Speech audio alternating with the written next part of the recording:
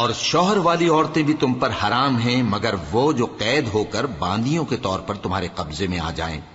یہ حکم اللہ نے تم کو لکھ دیا ہے، اور ان محرمات کے سوا دوسری عورتیں تم کو حلال ہیں، اس طرح سے کہ مال خرچ کر کے ان سے نکاح کر لو، بشرطے کہ نکاح سے مقصود عفت قائم رکھنا ہو، نہ کہ شہوت پرستی۔ تو جن عورتوں سے تم لطف اندوز ہوئے ان کا مہر جو مقرر کیا ہو ادا کر دو، اور اگر مقرر کرنے کے بعد آپس کی رضامندی سے مہر میں کمی بیشی کر لو تو تم پر کچھ گناہ نہیں۔ بے شک اللہ سب کچھ جاننے والا ہے، حکمت والا ہے۔ اور جو شخص تم میں سے مومن آزاد عورتوں سے نکاح کرنے کا مقدور نہ رکھے تو مومن باندیوں ہی سے جو تمہارے قبضے میں آ گئی ہوں نکاح کر لے، اور اللہ تمہارے ایمان کو اچھی طرح جانتا ہے۔ تم آپس میں ایک دوسرے کے ہم جنس ہو، پھر ان لونڈیوں کے ساتھ ان کے مالکوں سے اجازت حاصل کر کے نکاح کر لو، اور دستور کے مطابق ان کا مہر بھی ادا کر دو، بشرطے کہ وہ پاک دامن ہوں، نہ ایسی کہ کھلم کھلا بدکاری کریں اور نہ درپردہ دوستی کرنا چاہیں۔ پھر اگر وہ نکاح میں آ کر بدکاری کا ارتکاب کر بیٹھیں تو جو سزا آزاد عورتوں کے لیے ہے اس کی آدھی ان کو دی جائے۔ یہ باندھی کے ساتھ نکاح کرنے کی اجازت اس شخص کو ہے جسے گناہ کر بیٹھنے کا اندیشہ ہو، اور یہ بات کہ صبر کرو تمہارے لیے بہتر ہے، اور اللہ بخشنے والا ہے، مہربان ہے۔ اللہ چاہتا ہے کہ اپنی آیتیں تم سے کھول کھول کر بیان فرمائے اور تم کو اگلے لوگوں کے طریقے بتائے اور تم پر مہربانی کرے، اور اللہ جاننے والا ہے، حکمت والا ہے۔ اور اللہ تو چاہتا ہے کہ تم پر مہربانی کرے، اور جو لوگ اپنی خواہشوں کے پیچھے چلتے ہیں وہ چاہتے ہیں کہ تم سیدھے رستے سے بھٹک کر دور جا پڑو۔ اللہ چاہتا ہے کہ تم پر سے بوجھ ہلکا کرے، اور انسان طبعاً کمزور پیدا ہوا ہے۔ مومنوں، ایک دوسرے کا مال ناحق نہ کھاؤ، ہاں اگر آپس کی رضامندی سے تجارت کا لین دین ہو اور اس سے مالی فائدہ حاصل ہو جائے تو وہ جائز ہے، اور اپنے آپ کو ہلاک نہ کرو،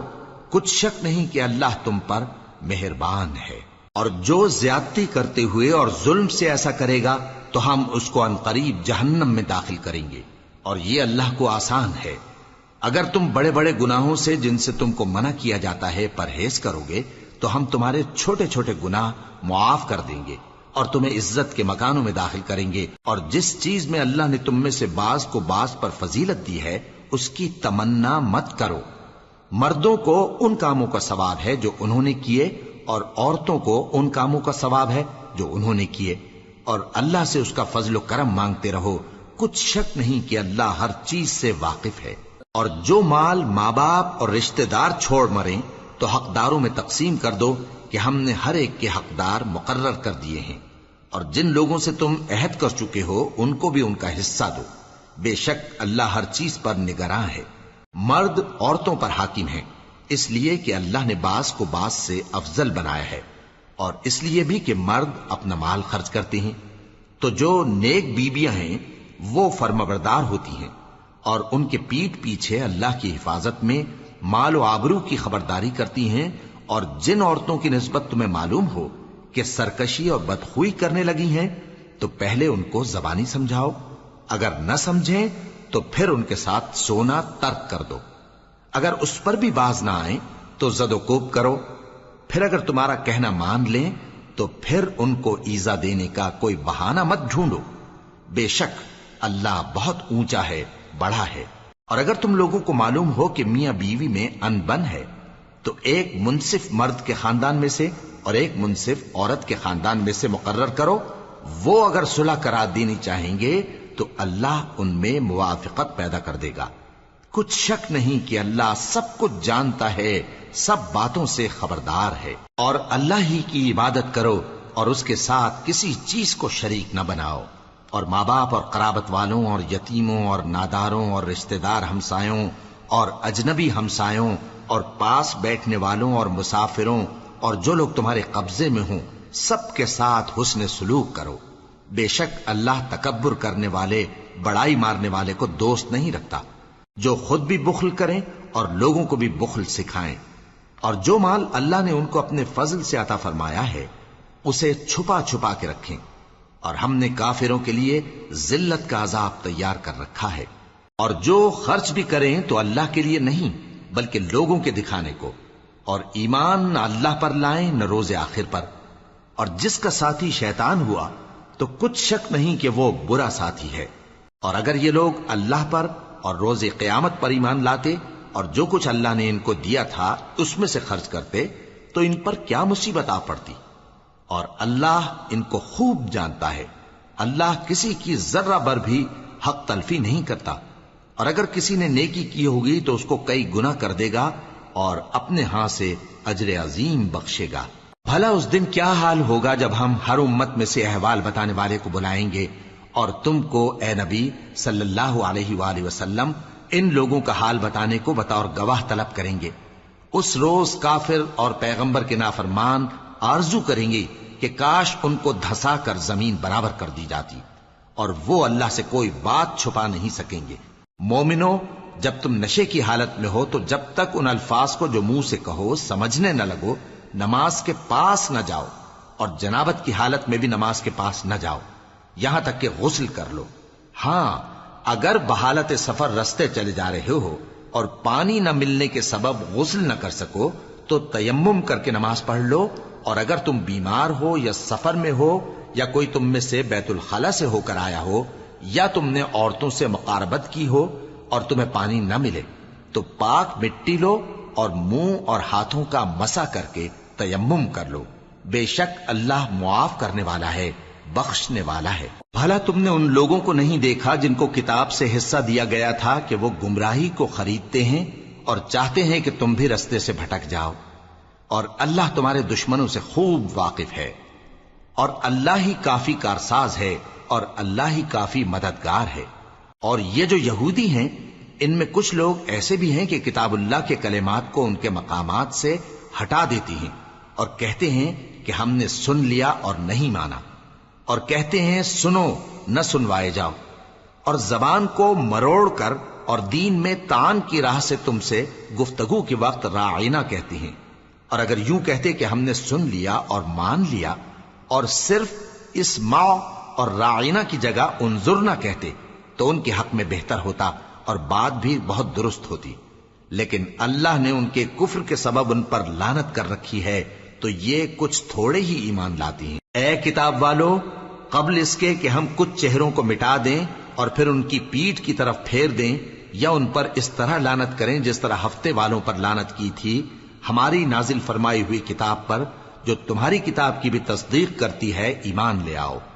اور اللہ نے جو حکم فرمایا سو سمجھ لو کہ ہو چکا۔ اللہ اس گناہ کو نہیں بخشے گا کہ کسی کو اس کا شریک بنایا جائے، اور اس کے سوا اور گناہ جس کو چاہے معاف کر دے، اور جس نے اللہ کا شریک مقرر کیا اس نے بڑا بہتان باندھا۔ کیا تم نے ان لوگوں کو نہیں دیکھا جو اپنے آپ کو پاکیزہ کہتے ہیں؟ نہیں، بلکہ اللہ ہی جس کو چاہتا ہے پاکیزہ کرتا ہے، اور ان پر دھاگے برابر بھی ظلم نہیں ہوگا۔ دیکھو یہ اللہ پر کیسا جھوٹ طوفان باندھتے ہیں، اور یہی کھلا گناہ کافی ہے۔ بھلا تم نے ان لوگوں کو نہیں دیکھا جن کو کتاب سے حصہ دیا گیا ہے کہ بتوں اور شیطان کو مانتے ہیں، اور کفار کے بارے میں کہتے ہیں کہ یہ لوگ مومنوں کی نسبت سیدھے رستے پر ہیں۔ یہی لوگ ہیں جن پر اللہ نے لعنت کی ہے، اور جس پر اللہ لعنت کرے تو تم اس کا کسی کو مددگار نہ پاؤ گے۔ کیا ان کے پاس بادشاہی کا کچھ حصہ ہے؟ اس صورت میں تو یہ لوگوں کو تل برابر بھی نہ دیں گے،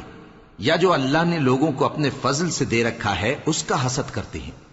تو ہم نے خاندان ابراہیم کو کتاب اور دانائی عطا فرمائی تھی اور سلطنت عظیم بھی بخشی تھی، پھر لوگوں میں سے کسی نے تو اس کتاب کو مانا اور کوئی اس سے رکا رہا، تو ان نہ ماننے والوں کے لیے دوزخ کی جلتی ہوئی آگ کافی ہے۔ جن لوگوں نے ہماری آیتوں سے کفر کیا ان کو ہم عنقریب آگ میں داخل کریں گے، جب کبھی ان کی کھالیں گل جائیں گی تو ہم ان کو اور کھالیں بدل کر دیں گے تاکہ ہمیشہ عذاب کا مزہ چکھتے رہیں۔ بے شک اللہ غالب ہے، حکمت والا ہے۔ اور جو لوگ ایمان لائے اور عمل نیک کرتے رہے ان کو ہم بہشتوں میں داخل کریں گے جن کے نیچے نہریں بہ رہی ہیں، وہ ان میں ہمیشہ ہمیشہ رہیں گے، وہاں ان کے لیے پاک بیویاں ہیں اور ان کو ہم گھنے سائے میں داخل کریں گے۔ مسلمانوں، اللہ تم کو حکم دیتا ہے کہ امانت والوں کی امانتیں ان کے حوالے کر دیا کرو، اور جب لوگوں میں فیصلہ کرنے لگو تو انصاف سے فیصلہ کیا کرو۔ اللہ تمہیں بہت خوب نصیحت کرتا ہے، بے شک اللہ سنتا ہے، دیکھتا ہے۔ مومنو، اللہ اور اس کے رسول کی فرما برداری کرو، اور جو تم میں سے صاحب حکومت ہیں ان کی بھی۔ پھر اگر کسی بات میں تم میں اختلاف واقع ہو تو اگر اللہ اور روز آخر پر ایمان رکھتے ہو تو اس میں اللہ اور اس کے رسول کے حکم کی طرف رجوع کرو۔ یہ بہت اچھی بات ہے اور اس کا انجام بھی اچھا ہے۔ کیا تم نے ان لوگوں کو نہیں دیکھا جو دعویٰ تو یہ کرتے ہیں کہ جو کتاب تم پر نازل ہوئی اور جو کتابیں تم سے پہلے نازل ہوئیں ان سب پر ایمان رکھتے ہیں، اور چاہتے یہ ہیں کہ اپنا مقدمہ اللہ کے باغی کے پاس لے جا کر فیصل کرائیں، حالانکہ ان کو حکم دیا گیا تھا کہ اس کو نہ مانیں، اور شیطان تو یہ چاہتا ہے کہ ان کو بہکا کر رستے سے دور ڈال دے۔ اور جب ان سے کہا جاتا ہے کہ جو حکم اللہ نے نازل فرمایا اس کی طرف رجوع کرو اور پیغمبر کی طرف آؤ، تو تم منافقوں کو دیکھتے ہو کہ تم سے گریز کرتے اور رکے جاتے ہیں۔ پھر کیسی ندامت کی بات ہے کہ جب ان کے اعمال کی شامت سے ان پر کوئی مصیبت واقع ہوتی ہے تو تمہارے پاس بھاگے آتے ہیں اور قسمیں کھاتے ہیں کہ واللہ ہمارا مقصود تو بھلائی اور مصالحت تھا۔ ان لوگوں کے دلوں میں جو جو کچھ ہے اللہ اس کو خوب جانتا ہے۔ تم ان کی باتوں کا کچھ خیال نہ کرو اور انہیں نصیحت کرو اور ان سے ایسی باتیں کہو جو ان کے دلوں میں اثر کر جائیں۔ اور ہم نے جو پیغمبر بھی بھیجا ہے تو اسی لیے بھیجا ہے کہ اللہ کے فرمان کے مطابق اس کا حکم مانا جائے۔ اور یہ لوگ جب اپنے حق میں ظلم کر بیٹھے تھے، اگر تمہارے پاس آتے اور اللہ سے بخشش مانگتے اور پیغمبر بھی ان کے لیے بخشش طلب کرتے تو اللہ کو معاف کرنے والا بڑا مہربان پاتے۔ پس تمہارے پروردگار کی قسم، یہ لوگ جب تک اپنے تنازعات میں تمہیں منصف نہ بنائیں اور جو فیصلہ تم کر دو اس سے اپنے دل میں تنگ بھی نہ ہوں بلکہ اس کو خوشی سے مان لیں، تب تک مومن نہیں ہوں گے۔ اور اگر ہم ان پر فرض کر دیتے کہ اپنے آپ کو قتل کر ڈالو یا اپنا گھر چھوڑ کر نکل جاؤ تو ان میں سے تھوڑے ہی لوگ ایسا کرتے، اور اگر یہ اس نصیحت پر کاربند ہوتے جو ان کو کی جاتی ہے تو ان کے حق میں بہتر اور دین میں زیادہ ثابت قدمی کا موجب ہوتا، اور اس صورت میں ہم ان کو اپنے ہاتھ سے اجر عظیم بھی عطا فرماتے اور ان کو سیدھا رستہ بھی دکھاتے۔ اور جو لوگ اللہ اور اس کے رسول کی اطاعت کرتے ہیں وہ قیامت کے روز ان لوگوں کے ساتھ ہوں گے جن پر اللہ نے بڑا فضل کیا، یعنی انبیاء اور صدیق اور شہید اور صالحین، اور ان لوگوں کی رفاقت بہت ہی خوب ہے۔ یہ اللہ کا فضل ہے اور اللہ جاننے والا کافی ہے۔ مومنو، جہاد کے لیے ہتھیار لے لیا کرو، پھر یا تو جماعت جماعت ہو کر نکلا کرو یا سب اکٹھے کوچ کیا کرو۔ اور تم میں کوئی ایسا بھی ہے کہ خواہ مخواہ دیر لگاتا ہے اور پیچھے رہ جاتا ہے،